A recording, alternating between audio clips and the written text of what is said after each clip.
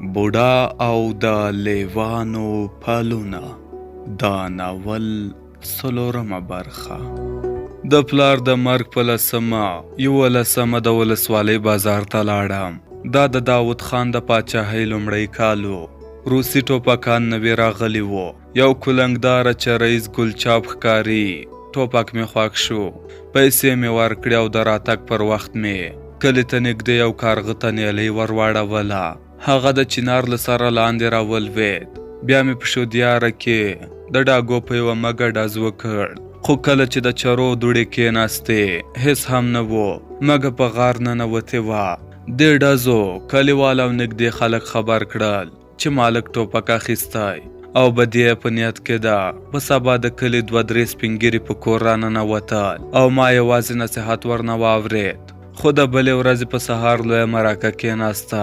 په کره باغ کې ډېر قومونه پراته دي. ترکي، اندړ، خروټي، دوتاڼي، میاخیل او د نورو لویو او وړو قومونو مشران او مخور د کلي په جومات ننوتل. ټولو خدای داد ګرم کړ. ویل چې هغه هم خپله ګرمه مني. خو زما پلار ته یې هم ګوته ونیوله چې دی هم تر خولې تېروتی و. وروسته یو شاهد راوغوښت. شاهد د خدای داد دوی د کلي و او زما پلار د په غېږ کې سا ورکړې وه. هغه لنډه کیسه تېره کړه. پر خره مې غنم بار کړی و چې تر ژرندې وباسم. کله چې د خدای داد دوی د کلا تر مخ تېرېدم نو شور او ذوق مې تر غوږ شو چې ورته ومې کتل. یو خدای داد او یو هم د مالک مرحوم پلار. د دوی تر څنګ یوې برګې غوا هم په ډیران کې خوله وهله. دوی دواړه په غوسه وو. لاسونه یو د بل تر خولو ورتېرول. مرحوم خپلې پیسې غوښتې او ویل چې غوا دومره شیدې نه کوي لکه خدای داد چې ور یادې کړې وې. خو د خدای داد دلیل دا و چې غوا 3 ورځې د مرحوم پر اخور ولاړه وه. خو دوی د 1 ورځې شرط سره ایښی و. زه خرڅه کړې غوا بیرته نه اخلم. آخر مرحوم په کاوړ وویل تو خو لا نه یې، ستا پلار به هم بیرته اخلي. خدای داد هم پرې ور چغه کړه له خولې سره دې پام کوه. خو د مالک پلار ور غبرګه کړه ته خو پیسې یادوې والله چې عورته یعنی ښځه درنه بوزم. دا وخت مرحوم د غوږ تر څنګ یو دروند څوکو وخوړ او له ځمکې نه یې مړه دوړه پورته کړه. ما جوال پرېښود. په منډه ورغلم. د هغه سر مې له خاورو راپورته کړ. مرحوم یو 2 ځله خپله خوله خلاصه کړه او بیا پور پرې کړ. دا شاهد تر خبرو وروسته یو سپین ږیري مخ راواړوه او ویې ویل مالکه ښه به دا وي چې وروغه وکړې. د ټوپک له خولې داسې څه نه وځي چې په هغه کې خیر وي. بدي دې په ګټه نه ده. په خبره کې ور ولوېدم. معلوم داره چې په بدي کې خوند نشته. ما خو تر اوسه د چا سپي ته هم په بده نه وکتلي. خو اوس چې مجبوره کړم یا به پر ما خاورې راوړي او یا به هم پر خدای داد. یو بل ته راغږ کړ له خدای داد سره زه غږېدلی یم. هغه هر ډول پورته تیار دی. که لور غواړې که پیسې او ټوپک هر څه چې ستا خوښه وي. لنډ ځواب مې ورکړ.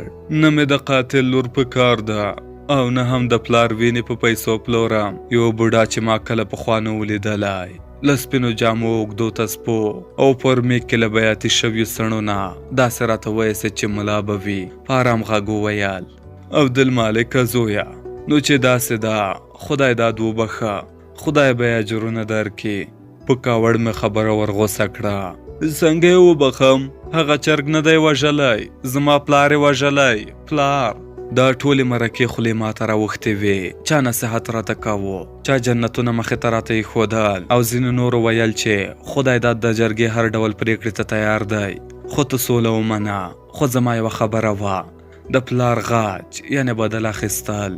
آخر جرګې پرېکړه وکړه چې بله ورځ به بیا سر راټولېږي او دا ځل به د سیمې تر ټولو روحاني شخصیت یعنی آغا صاحب هم رابولي. تر پرېکړې وروسته جرګه خوابدې ولاړه او د غرمې لپاره زموږ پاخه کړي دیګونه همداسې پاتې شول.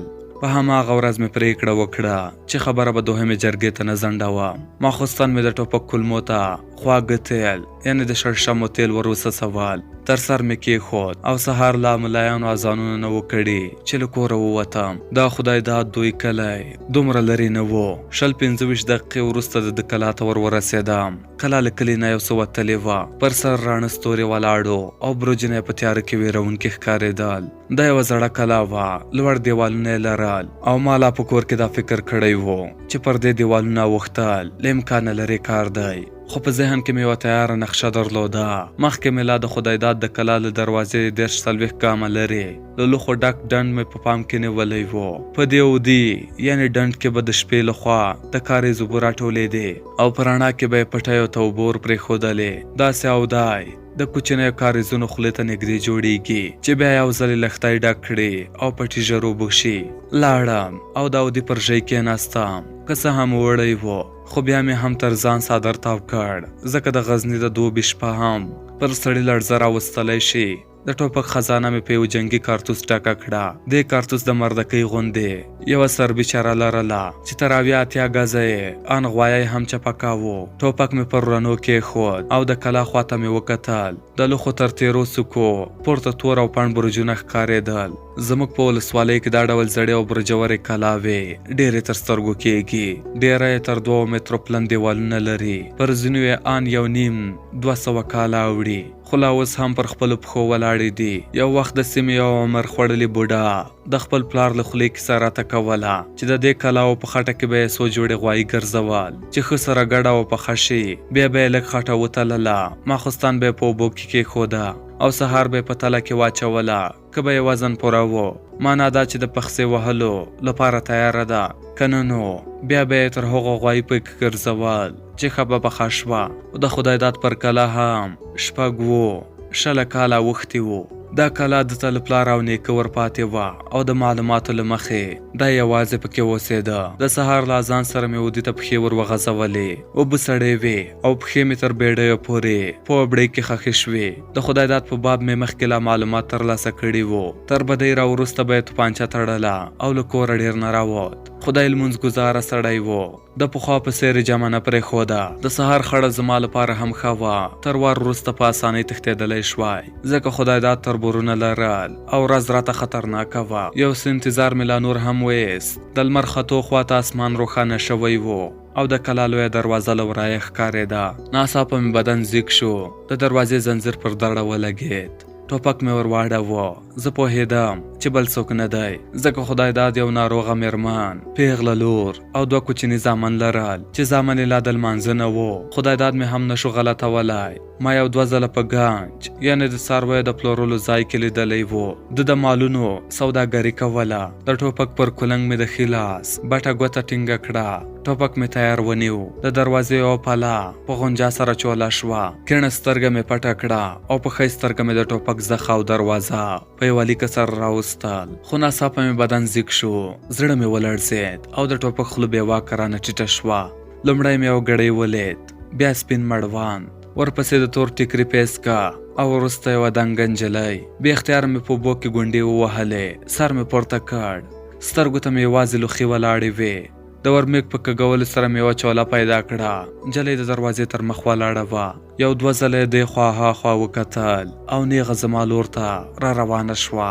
بیرته مې سترګو ته لوښي په خوله ورکړې. شېبه وروسته مې 5-6 ګامه هاخوا په اوبو کې چړپا واورېده. په احتیاط مې ورمېږ کوږ کړ. نجلۍ د کاریز خولې ته نږدې ناسته وه. د څېرې یوه خوا یې ښکارېدله. ټیکری یې مازې پر ککرۍ تم و. هغې تور او پیچلي ویښته لرل او تر لنډې سپینې زنې رڼې اوبه څڅېدې. نږدې ټوخي زما ملا لا پسې کړوپه کړه. بیرته مې لوښي سترګو ته ودرېدې. د یو ډډ نارینه غږ مې واورېد. شیرینو بچو، نن تنور ته ولګوه، د مور دې بیا تبه ده. دا نجلۍ نری غږ مې په زړه کې پرېوت. همدا اوس ورځم، نه پوهېږم چې ولې د ځم ټکی راباندې ښه ونه لګېد. بې اختیاره مې غړۍ اوږده شوه. دا ځل د نجلۍ ټوله څېره ښکارېدله. سترګې یې غټې وې خو پزه او خوله یې واړه جوړ شوي وو.